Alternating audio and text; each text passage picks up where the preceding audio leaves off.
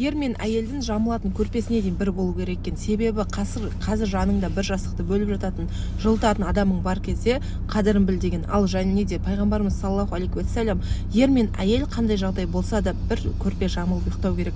Ол психологиялық тұрғыдан да және сіздің қарым-қатынасыңызды өте қатты жақсартады. Қандай жағдай вахтада жұмыс жасайды, мақұл бір айдан кейін келеді, сол кезде бірге жатыңыз. Балалар үшін бөлек жатамыз. Ондай нәрсе болмайды, қыздар. Кейін болашақта қартайған кезде балаңыз жаныңызда жатпайды, күйеуіңіз жаныңызда жатады. Сол нәрсені ұмытпаңыз.